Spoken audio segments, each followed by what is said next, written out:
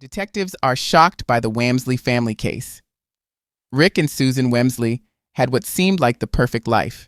A big house in a quiet neighborhood, two lovely children, good jobs, and financial stability.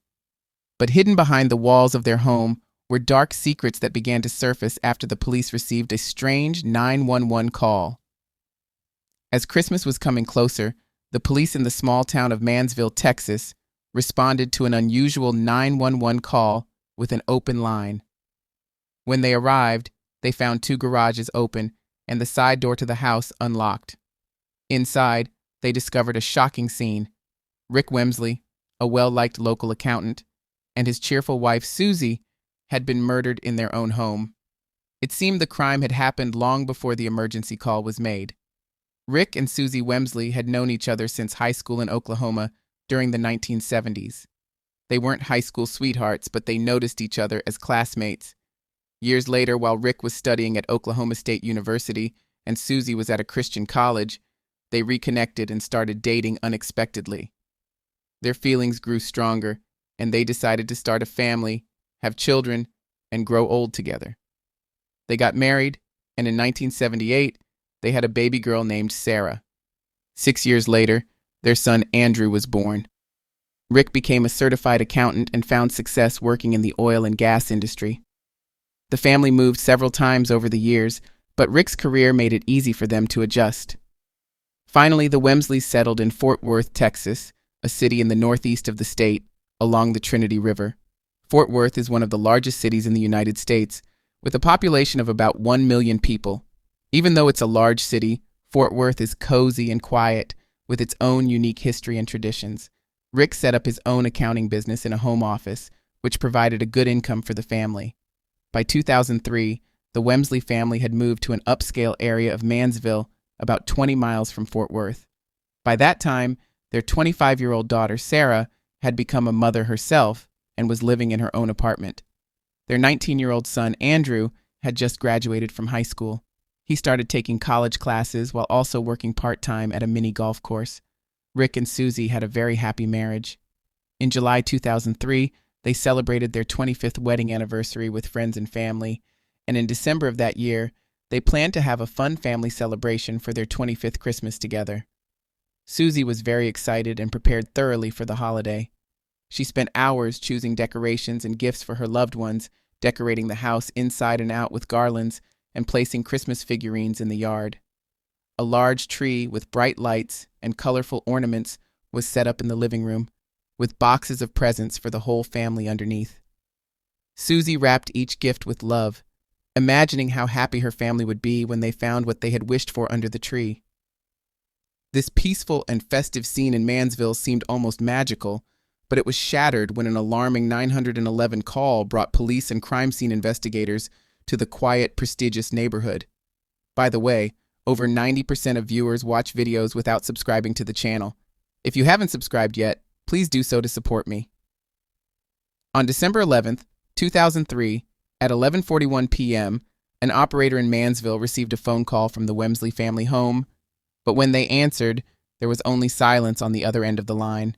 The silent 911 call suggested that someone might be in danger, but couldn't speak.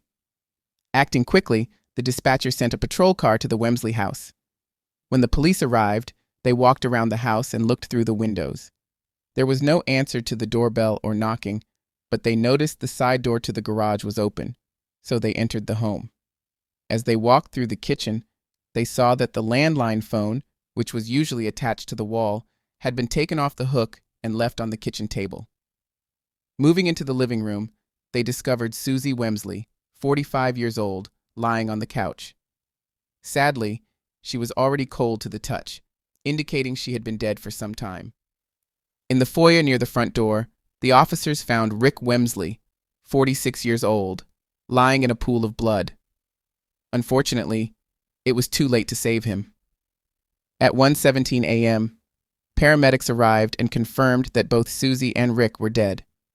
The house was quickly sealed off, and an investigation began. The bodies were sent to the forensic lab for an autopsy. The results showed that Susie had died from a gunshot wound, but that wasn't the only injury. She also had 7 stab wounds, which were likely inflicted after she had already passed away. It appeared that Susie might have fallen asleep in the living room while watching TV when she was attacked. In the same room, near the fireplace rug, detectives found 2 bloody palm prints that could have been left by the attacker.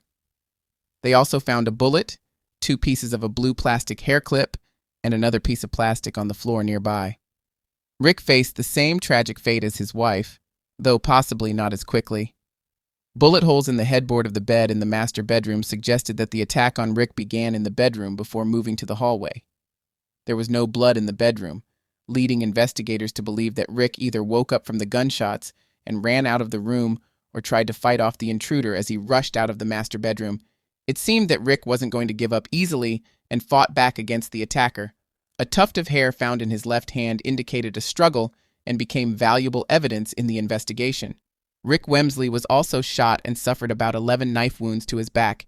Detectives were very careful not to miss anything and thoroughly examined every room in the house, checking every carpet and piece of furniture for clues.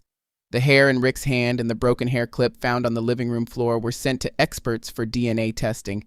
The Wamsleys' large home was also carefully checked for fingerprints, and investigators searched each room for signs of a robbery. They thought that maybe the family had surprised some thieves, forcing them to use weapons. But the large number of stab wounds made them reconsider this idea. This theory was finally ruled out when detectives found nearly $15,000 in cash in the master bedroom. Even with a quick search, a thief would have easily found and taken this money. Since it was still in the bedside table, the robbery theory was dismissed. Later, it was confirmed that no valuables were missing from the house, and there were no signs of forced entry. Neighbors and friends, shocked by the terrible news, shared their thoughts with the police. They couldn't imagine who could have done this to Rick and Susie. The couple was well liked, always welcoming guests into their home and ready to help anyone in need. This sudden tragedy in a quiet neighborhood, especially just before the holiday, made people worry and fear for their own safety. Rick and Susie Wamsley appeared to have had the perfect life. It seemed that Rick wasn't going to give up easily and fought back against the attacker. A tuft of hair found in his left hand indicated a struggle and became valuable evidence in the investigation. Rick Wamsley was also shot and suffered about 11 knife wounds to his back. Detectives were very careful not to miss anything and thoroughly examined every room in the house, checking every carpet and piece of furniture for clues. The hair in Rick's hand and the broken hair clip found on the living room floor were sent to experts for DNA testing. The Wamsleys' large home was also carefully checked for fingerprints, and investigators searched each room for signs of a robbery. They thought that maybe the family had surprised some thieves, forcing them to use weapons. But the large number of stab wounds made them reconsider this idea. This theory was finally ruled out when detectives found nearly $15,000 in cash in the master bedroom. Even with a quick search, a thief would have easily found and taken this money. Since it was still in the bedside table, the robbery theory was dismissed. Later, it was confirmed that no valuables were missing from the house, and there were no signs of forced entry. Neighbors and friends, shocked by the terrible news, shared their thoughts with the police. They couldn't imagine who could have done this to Rick and Susie. The couple was well liked, always welcoming guests into their home and ready to help anyone in need. This sudden tragedy in a quiet neighborhood, especially just before the holiday, made people worry and fear for their own safety. Rick and Susie Wamsley appeared to have had the perfect life. The problem was that Andrew, like his sister Sarah, didn't keep his end of the deal. He dropped out of college without finishing his education. When his parents eventually found out, they cut off all financial support. However, Susie and Rick didn't go as far as to kick him out of the house. With tension growing in the family, 19-year-old Andrew started spending most of his free time with friends at a local restaurant called the Pancake House, which specialized in breakfasts. It was there that a friend introduced him to his sister, 19-year-old Chelsea Richardson. Sarah Wamsley was informed of her parents' deaths at 4 a.m. after their bodies were discovered. However, Andrew was nowhere to be found. The police had already reached out to the media, asking anyone who had seen his car to report its location. But while forensic experts were still working at the scene, a white Mustang pulled up to the Wamsley house. Andrew and his girlfriend, Chelsea Richardson, got out of the car. They had been staying at Chelsea's place for several days.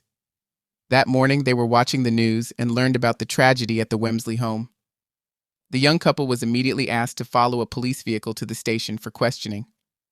The conversation with Andrew lasted about 45 minutes. He explained that he hadn't been home for several days and hadn't communicated with his parents. During that time, he had been living at Chelsea's place.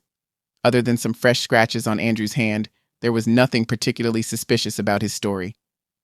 The police let Andrew go, but before he left, they asked him to sign a consent form allowing them to search his car.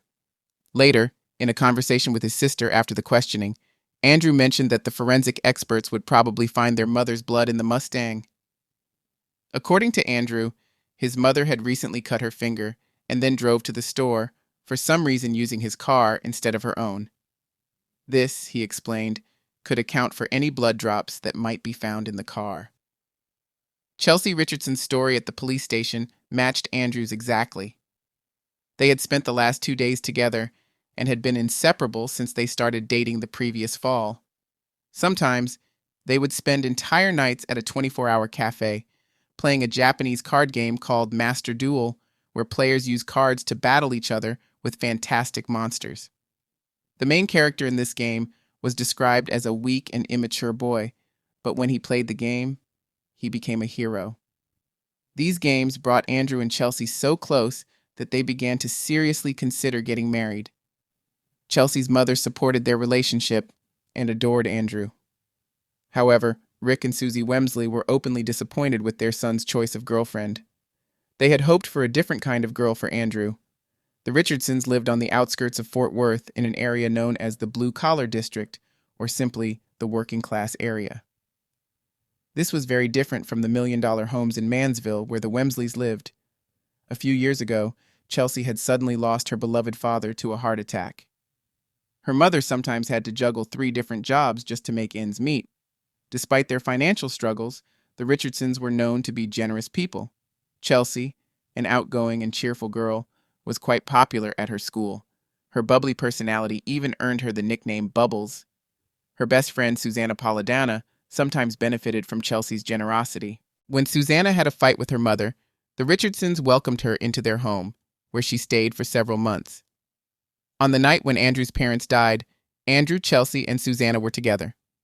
Chelsea's ex-boyfriend, Jeremy Lavender, confirmed that they were all hanging out at his house and didn't leave, so they had an alibi. Sarah Wamsley told the police that she thought Todd Cleveland, her daughter's father, might have had something to do with her parents' deaths. She and Todd had been arguing about custody, and she had recently threatened to call Child Protective Services on him. A day after this threat, and a month before the tragedy, something strange happened. In early November, Sarah was riding home with her parents after a horseback lesson. As they were driving through a nearby town looking for a place to eat, something suddenly jolted her father's Jeep. Rick thought a big stone had hit the car, but when he stopped to check, they were shocked to find a bullet hole in the back of the vehicle. Scared and confused, Susie made 2 phone calls. Oddly, the first call was to her son Andrew, not the police. She thought the car following them from the ranch was a white Mustang and assumed Andrew was driving it until the Jeep was shot at. After calling Andrew, she then called the police and reported the incident. At the time, Sarah believed Todd Cleveland was behind the shooting, but now she started to wonder why her mother had called Andrew first. It was also important to note that Sarah and Andrew were set to inherit a $1 million insurance policy from their father. The Wamsley family home was worth about $1,650,000, and there was around $100,000 in cash, plus other assets left by Rick and Susie. Investigators looked into Sarah's suspicions but decided that her ex, Todd, wasn't involved. Because of the money and the tension in the family, the police remained very interested in both Wamsley children. However, DNA tests and fingerprinting didn't match any family members. There was no proof that Rick and Susie's son or daughter were linked to the crime scene. Even so, Sarah filed a request to stop Andrew from getting any family assets. She believed he was behind their parents' deaths and worried that he might try to harm her too. Forensic experts found blood on the back seat and headrests of Andrew's car, but the Mustang had been cleaned so well that they couldn't get a good DNA sample. The police couldn't even tell whose blood it was. Months after Rick and Susie Wamsley's tragic deaths, the investigation hit a dead end. The district attorney needed more information, so the police decided to gather a grand jury and issue subpoenas to anyone connected to the Wamsleys. They began by checking the alibis of the son and daughter. Jeremy Lavender, Chelsea's ex-boyfriend, swore under oath that Andrew and his friends were with him that night, giving them a strong alibi. Chelsea's best friend, Susanna, said the same thing in her testimony. She also agreed to give a DNA sample to compare with evidence from the crime scene. No one expected that this would change the course of the investigation. Susanna Toledano had moved to Texas from Illinois a few years ago. She didn't get along well with her new classmates at school. She wasn't very hardworking, smart, or outgoing. Susanna often skipped classes and argued with her mother. Chelsea Richardson became Susanna's closest friend. They became so close that Chelsea wrote a note in the school yearbook about their strong friendship and even wrote a poem called Friends Forever. When investigators compared Susanna's DNA with the hair found in Rick's hand and the DNA from the broken hair clip at the crime scene, they found a match. This made detectives realize there was more to the story. Susanna Toledano was arrested on suspicion of killing the Wamsleys and could even face the death penalty. Understanding how serious this was, Susanna started talking. At first, Susanna told the police that on the night of the crime, she was walking with a friend, a 25-year-old man named Hilario Cardenas. Hilario had a gun and needed money. She said he went into the Wamsley house alone in the middle of the night, leaving her outside. Then she heard gunshots and ran to the house. She claimed her hair was left in the house when Rick begged her to stop the attack, but she wasn't really involved and couldn't do anything to stop it. So, who was Hilario Cardenas? It turned out he worked as a night manager at a local restaurant where the friends often spent time.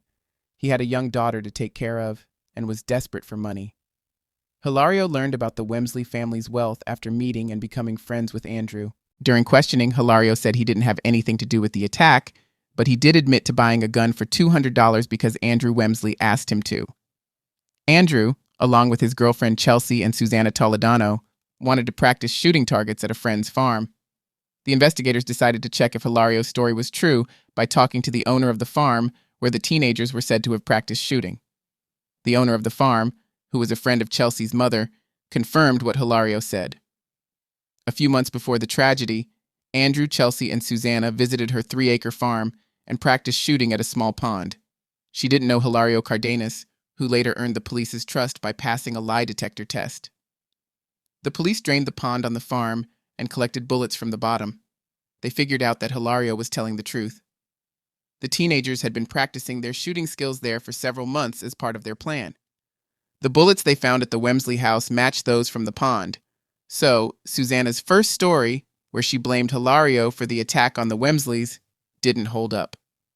But she got another chance to tell the truth and this time point fingers at her best friend.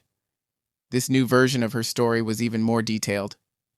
In her updated story, Susanna said that the 3 teenagers would spend nights at a local cafe planning something very bad.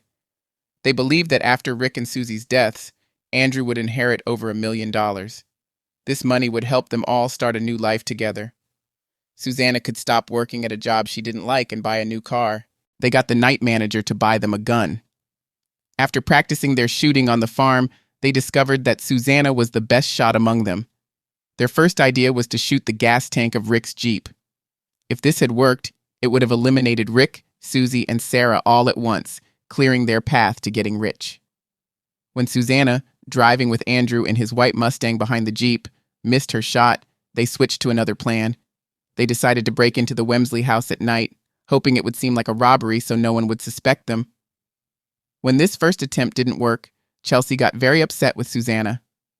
Chelsea and Andrew pushed Susanna, telling her she needed to finish what they started. They helped her sneak into the house and hid her in a closet in Andrew's room with the gun. They told her to hurry so they could all go home. Susanna stayed hidden in the closet for hours but eventually ran away. She just couldn't shoot Andrew's parents. But on the early morning of December 11th, 2003, they tried again. This time, they were determined.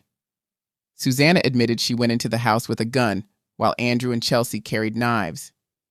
Susanna was the one who found Susie sleeping on the couch and shot her. Then Andrew took her to the master bedroom. Susanna tried to shoot Rick but missed, and the bullets hit the headboard, waking him up. Rick tried to fight back. During the struggle, Andrew took the weapon from Susanna, gave her a knife, and told her to go check on Susie. Andrew and Chelsea stayed behind to decide what to do with his father. Before Susanna left the foyer, she saw Rick Wamsley on his knees asking his son's girlfriend, "Why?" Chelsea answered that she was pregnant. Rick tried to convince them that he could help, but right after that, a gunshot sounded.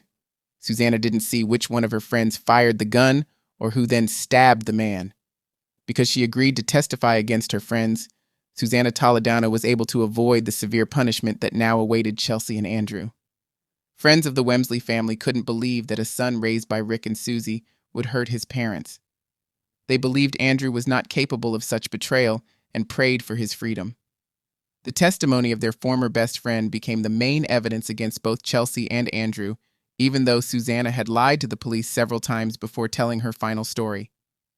On July 1st, 2004, nearly 7 months after the terrible crime, authorities in Tarrant County charged Andrew and his girlfriend. Chelsea Richardson herself accidentally made the case against her stronger. Several prison informants who were in the same cell as Chelsea were asked to speak in court, and they said that Chelsea either bragged about her role in killing her boyfriend's parents or tried to convince them to back up her alibi. Chelsea's first alibi, provided by Jeremy Lavender, was proven false. Jeremy was a naive guy who was easily tricked. He believed Chelsea was his girlfriend and thought he should lie to protect her. He later changed his story, admitting he wasn't with the teenagers that evening. Chelsea used to be a happy high school student, but in court, she was seen as the main planner of the crime. The prosecutor said she convinced Andrew that he would be better off without his family and persuaded her best friend, Susanna Toledano, who was naive and easily influenced, to kill Andrew's parents. The jury saw a message Chelsea wrote to Susanna while she was in jail. In the message, Chelsea begged Susanna to blame Hilario and claimed she was pregnant with Andrew's child. She told Susanna that all she needed to do was tell the detectives they weren't involved in the crime. This would help Chelsea and Andrew's future child have a chance at a happy life with both parents. The note ended with, "Friends forever." During questioning, Susanna said she didn't believe Chelsea was really pregnant. But Susanna's words were the only thing linking the teenagers to the crime and suggesting they were involved in the murders. Her testimony was crucial for the prosecution. It was a big problem for the defense. The jury believed Susanna's story. It took them less than 4 hours to find Chelsea Richardson, who was 21 years old, guilty. Then, after 2 more hours of thinking it over, they decided she was a danger to society and sentenced her to death by lethal injection. Andrew Wamsley's lawyers managed to convince the jury not to send him to death row. They argued that Andrew had a mental condition called schizoid personality disorder, which meant he wasn't likely to be violent in the future. During the sentencing, defense witnesses described Andrew's life as very sad and meaningless. Andrew was described as someone who couldn't really understand love or form close relationships. During his 2006 trial, Andrew claimed he didn't kill his parents for money, but because they had abused him emotionally and physically. The jury didn't believe him. At 23 years old, Andrew Wamsley was sentenced to life in prison, with a chance for parole starting in 2044.